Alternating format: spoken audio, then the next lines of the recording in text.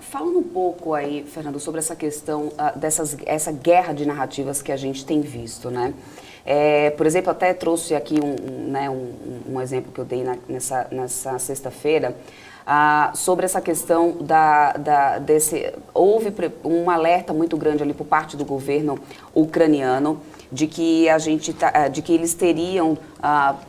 sofrendo ali um grande risco de ter um reforço ali, ou ter também tropas da Bielorrússia entrando no território ucraniano por causa de um bombardeio que aconteceu, né, por parte dos russos e que teria atingido o território ucraniano, ou teria atingido, desculpa, o território lá da Bielorrússia. As agências da Bielorrússia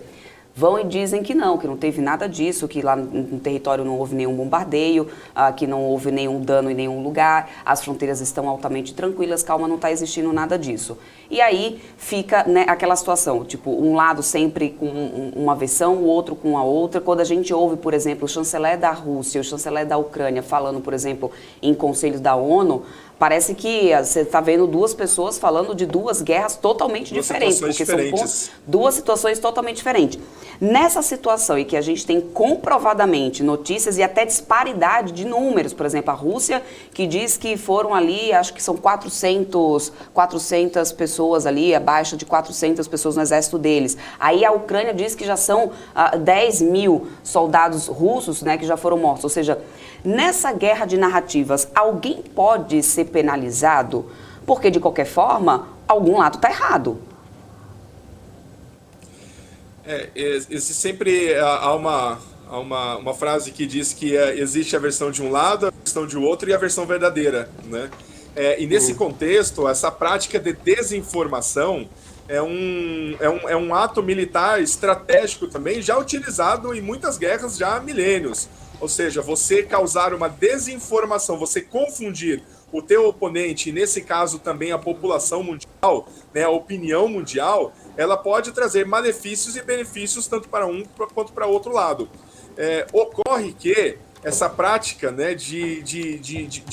transferir essas informações dessa maneira, ela tem como objetivo ou esconder determinadas informações, como, por exemplo, o governo russo esconder a real situação da guerra, para não menosprezar, ou seja, para não diminuir os atos, né, não se sentir ofendido de alguma maneira para a população russa, assim como causar uma desinformação para a população ucraniana. E por isso, nesse momento, é extremamente importante que a mídia, ou seja, que fontes seguras de outros países sejam possíveis e capazes de atingir, né, não somente a população ucraniana, mas a população russa também, de uma maneira ou outra, com informações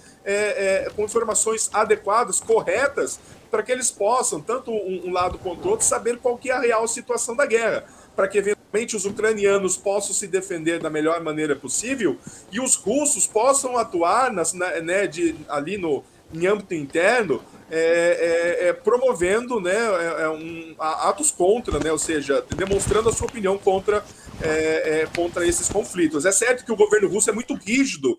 nesse tipo de situação e tem inibido, né, de forma muito agressiva qualquer manifestação, seja ela pessoal, presencial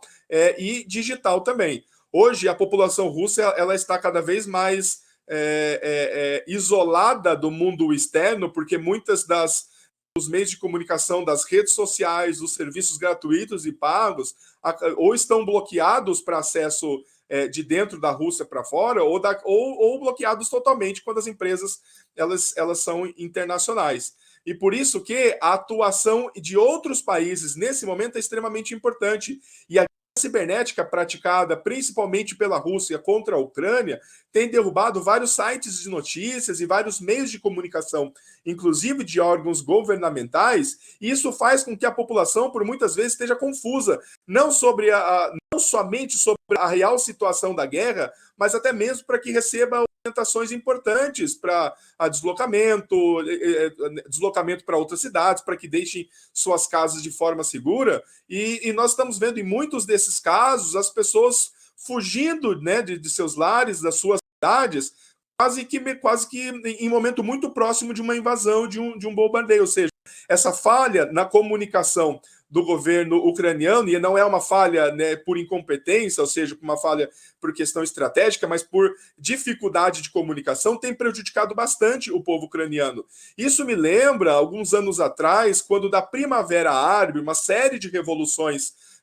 que foram importantes a nível mundial, muitos países acabaram por bloquear o acesso à internet para toda a população. E algumas dessas pessoas, elas conseguiam ir até a fronteira de seus países para utilizar uma conexão,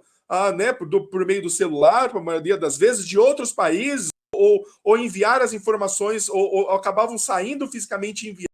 as informações por outro território, e foi somente por meio dessas ações, dessas atitudes, que nós ficamos sabendo de muitas das agressões que vinham sofrendo. Então, hoje, a população russa ela tem um acesso, assim como acontece em muitos outros países, né, considerados mais conservadores ou até mesmo extremistas, elas possuem um acesso à internet, porém controlado. Não possuem acesso a qualquer informação. Então, a verdade deles a verdade da população russa pode ser diferente da verdade da população ucraniana, e nós, estando aqui de fora, podemos ver outras ações também. E veja só que o contexto militar e estratégico, né, de um conflito como esse hoje é muito diferente do que era até mesmo alguns anos atrás, porque a quantidade de empresas, por exemplo, que possuem satélites hoje, orbitando na Terra e que conseguem tirar fotos da movimentação do exército russo, que conseguem verificar o posicionamento estratégico de eventuais ataques, é muito grande. E essas imagens quase que são acessadas gratuitamente. Nós podemos localizar muitas dessas informações em informações que são quase que públicas. Então, é muito importante quem tem a capacidade de comunicar, ou seja, no momento outros países, né, ou seja, quem tem essa capacidade deve se esforçar ainda mais para promover a paz e por meio de uma informação correta, uma proteção daqueles que são agredidos.